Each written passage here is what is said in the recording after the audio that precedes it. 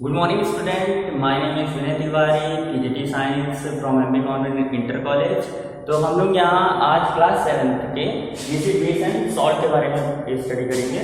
तो सबसे पहले थोड़ा आज इससे एसिड बेस सॉल्ट में हम इंट्रोडक्शन पोर्शन हमारे क्या क्या टॉपिक हैं, क्या क्या चीज़ें हमें पढ़ना है उसके बारे में जानेंगे। तो सबसे पहले हम जानते हैं कि एसिड बेस सॉल्ट हम पढ़ते क्यों हैं। हम लोग आप डेली खाना खाते होंगे तो कई चीज़ें आपको जब खाना खाते होंगे तो कुछ चीज़ें आपको स्वीट लगती होगी, मतलब कुछ मीठा, कुछ खट्टा, तो कुछ आपको नमकीना।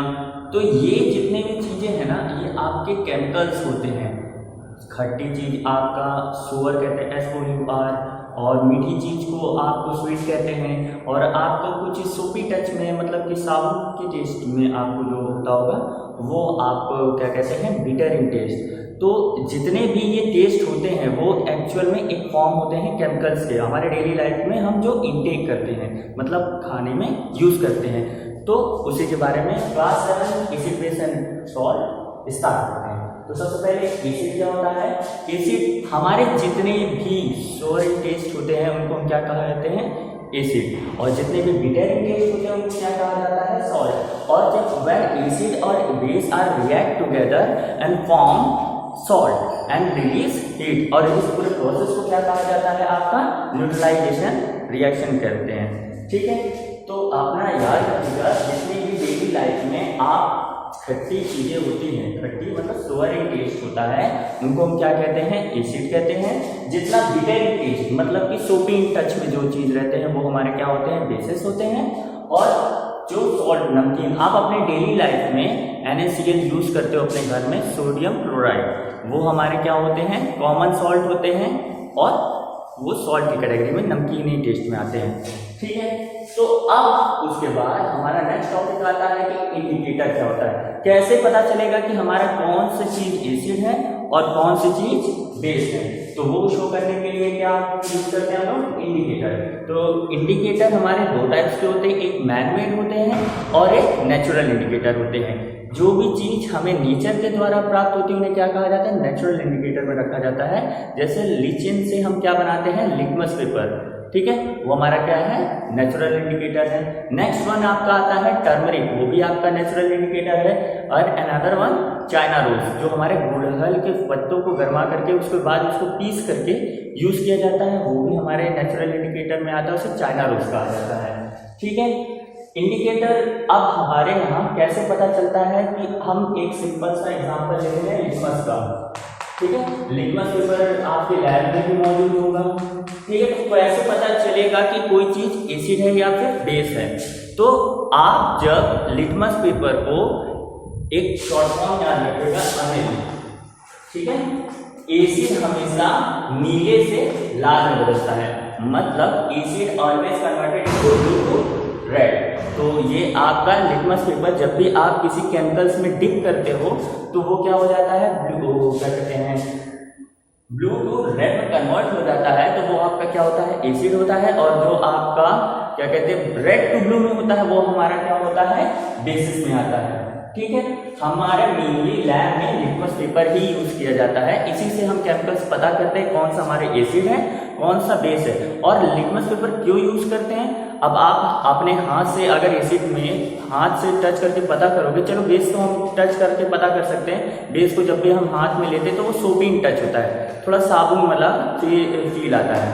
मगर आप बेस में अगर आप फिंगर डालोगे तो आपकी फिंगर भी बर्न हो सकती है, इसीलिए हम लोग लैब में लिटमस पेपर मेनली यूज करते हैं। और वो चीज यूज करते हैं। दूसरा दो कैटेगरी होती है मैन मेड, एक फिनोल्फिथलीन होती है, वो एक केमिकल सोल्यूशन है, उससे हम पता करते हैं। देन नेक्स्ट टॉपिक आप इसमें पढ़ेंगे न्यूट्रलाइजेशन रिएक्शन। न्यूट्रलाइजेशन रिएक्शन क्या होता है, when acid react with base and form salt and release heat and water, that reaction is called neutralization reaction। इसका एक एग्जांपल बताता हूँ।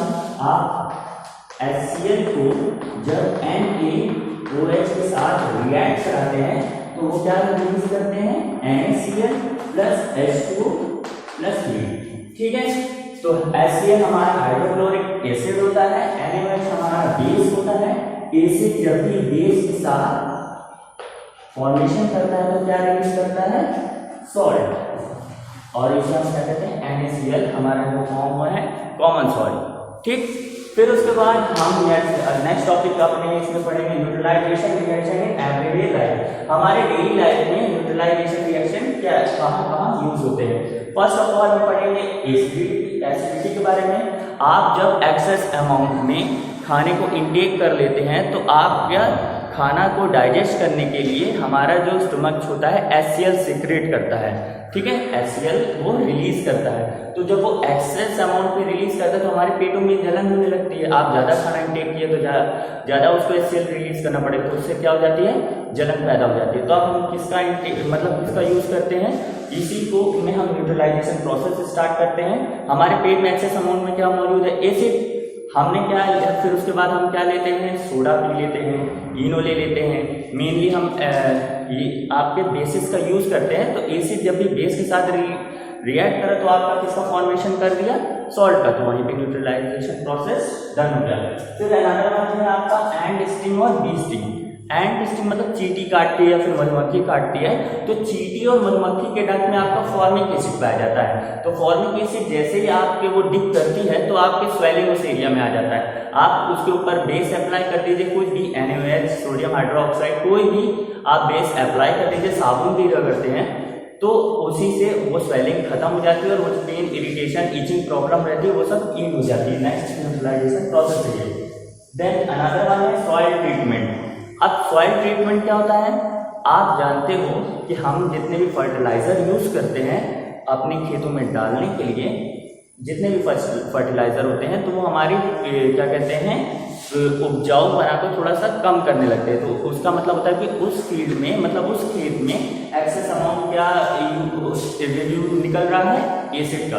तो हम उसके ऊपर क्या डालते हैं, फिर उसको एसिड के यूजेस, मतलब जो एसिड होता है उसको कम करने के लिए हम क्या यूज करते हैं, फिर उसके ऊपर बेस डालते हैं। तो न्यूट्रलाइजेशन प्रोसेस वहाँ पे डन हो जाता है। आपकी मिट्टी की जो उर्वरता खत्म हो रही थी, उपजाऊपना, वो ये सही हो जाती है। नेक्स्ट वन है फैक्ट्रीज। आपको मालूम है हमारे जितनी भी फैक्ट्रीज होती हैं उसमें आपका क्या यूज होता है, आपके जितने हमारे यहाँ जितनी फैक्ट्री है उन सब में आपका एसिड का यूज होता है। तो हम लोग क्या करते हैं, बिफोर मतलब कि जैसे एसिड वहाँ से हमने यूज़ कर लिया तो फैक्ट्री का जो वेस्ट होता है वो बाहर निकलने के पहले हम उसमें क्या कर देते हैं, न्यूट्रलाइजेशन प्रोसेस कर देते हैं, ताकि हमारे जितने भी एक्वेटिक प्लांट हैं, एक्वेटिक एनिमल है, पानी में जो रह रहे हैं वो सफ़र ना करें, ख़त्म ना हो जाए, इसलिए। ठीक है, ओके, थैंक यू।